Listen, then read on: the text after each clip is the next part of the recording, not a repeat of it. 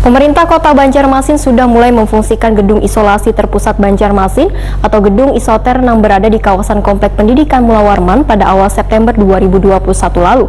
Gedung isoter yang di dalamnya terdapat fasilitas kesehatan dan memiliki 80 kamar ini sudah mulai dihuni pasien COVID-19 dengan pengawasan yang ketat. Pemerintah Kota Banjarmasin sudah mulai memfungsikan gedung isolasi terpusat Banjarmasin atau gedung isoter yang berada di kawasan Komplek Pendidikan Mula Warman pada awal September 2021 lalu. Wali Kota Banjarmasin Ibnu Sina wetakuni Prima TV Baisukan Sabtu 4 September 2021 medahkan gedung isoter yang di dalamnya terdapat fasilitas kesehatan dan memiliki 80 kamar ini sudah mulai dihuni pasien COVID-19 dengan pengawasan yang ketat. Sedangkan camat, lurah, babinsa, hingga babin Kamtipmas juga turut mengawasi aktivitas pasien yang diantar warga. Menurut Ibnu Sina, kriteria warga yang bisa menempati gedung isoter adalah warga yang terpapar COVID-19 namun kada bergejala. Selain itu, warga yang kada memiliki kamar sendiri untuk melakukan isolasi mandiri dan di rumah memiliki anggota keluarga, lansia, atau balita.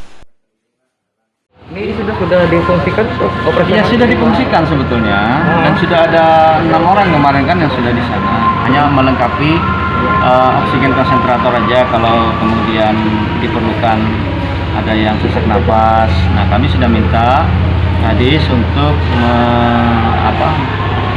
mengambil oksigen konsentrator yang ada di rumah sakit. Itu kan kita ada 20 unit, minimal 5 lah ditaruh di isoter. Tapi ini kan memang kasusnya turun. Tapi kan yang kemarin itu nakes ya Pak Wali kebanyakan. Nakes ya. Nah, kalau yang untuk warga umumnya sudah kita buka aja.